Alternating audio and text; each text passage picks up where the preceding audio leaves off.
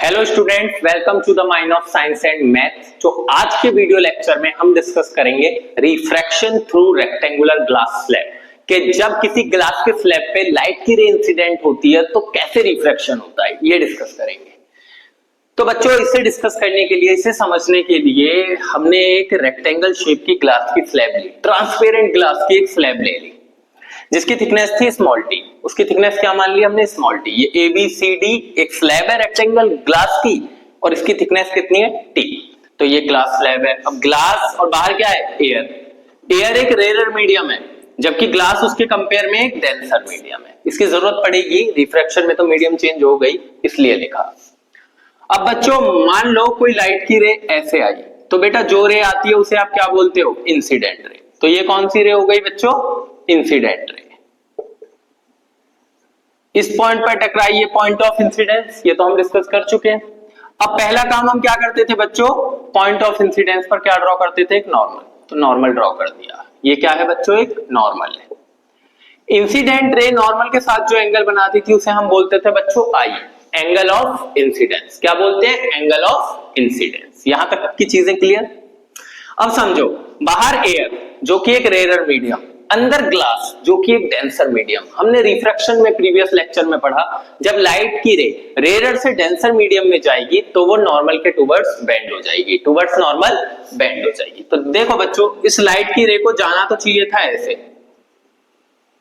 जाना तो चाहिए था ऐसे, बट क्योंकि ये रेयर से डेंसर जा रही है तो ये टुवर्ड्स नॉर्मल बेंड हो गई, थोड़ी सी मुड़ गई। जाना चाहिए था ऐसे पर थोड़ी सी बेंड हो गई। ये हो गया angle of refraction are.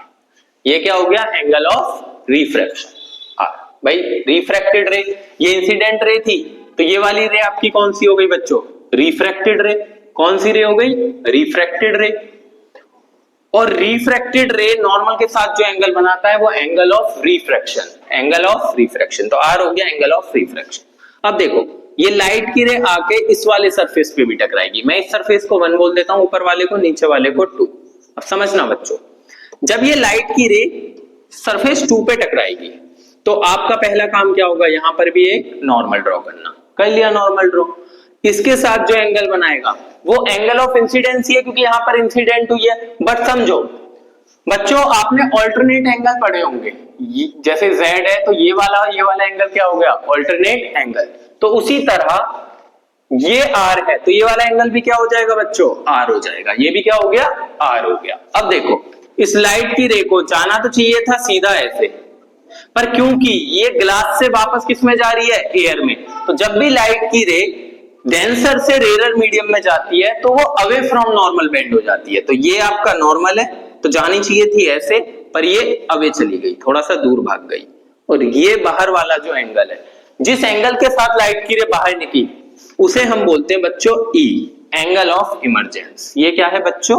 Angle of emergence, angle of emergence. जिस एंगल के साथ आपकी रे ग्लास की स्लैब से बाहर निकली है उस एंगल को बोलते हैं एंगल ऑफ इमरजेंस, E। क्या बोलते हैं? Angle of emergence. अब बच्चों एक चीज और, अगर मैं बात करूं, ये कौन सी रे आपकी? Emergent ray. और ये कौन सी रे है आपकी? Original incident ray. जो इंसिडेंट रे बेंड हो गई थी उसका ओरिजिनल रास्ता तो यही था ना, आनी तो वो ऐसे ही चाहिए थी। तो ये हो गई ओरिजिनल इंसिडेंट रे, ये इमरजेंट रे। बच्चों, इन दोनों के बीच का ये जो परपेंडिकुलर डिस्टेंस होता है इसे बोलते हैं हम x।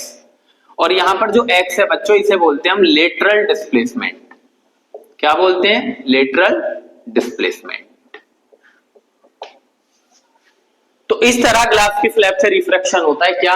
ये ग्लास की स्लैब थी, लाइट की रे आई, इंसिडेंट हुई, नॉर्मल के साथ जो एंगल बनाया आई, फिर गई कहां से कहां? Rare to denser. जानी चाहिए थी सीधी ऐसे, पर थोड़ी सी बेंड हो गई नॉर्मल की तरफ।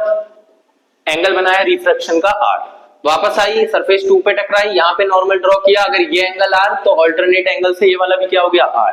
अब यहां टकराई तो यहां पे नॉर्मल ड्रॉ किया। अब वापस डेंसर से किस में जा रही है? रेयर में। तो जानी तो चाहिए थी सीधी ऐसे, पर अवे चली गई, थोड़ी सी दूर चली गई क्योंकि डेंसर से रेयर जा रही है। तो जिस एंगल पे जा रही है, जिस एंगल पर बाहर निकली, वो एंगल ऑफ इमरजेंस। अब ये इमरजेंट रे और जो ओरिजिनल पाथ था इंसिडेंट रे का, इसके बीच का जो परपेंडिकुलर डिस्टेंस होता है x, इसे बोलते हैं लेटरल डिस्प्लेसमेंट। क्या बोलते हैं बच्चों? Lateral displacement. तो देखो ये इंसिडेंट रे, ये रिफ्रैक्टेड रे, ये एंगल ऑफ इमरजेंस, ये इमरजेंट रे जो बाहर निकली है, एक्स लेटरल डिस्प्लेसमेंट। ठीक है बच्चों, और कुछ रह गया? ये एंगल ऑफ रिफ्रैक्शन और ये नॉर्म। खत्म। तो this is all about refraction through rectangular glass slab. I hope आपको क्लियर हुआ होगा। Thank you. Subscribe to my channel.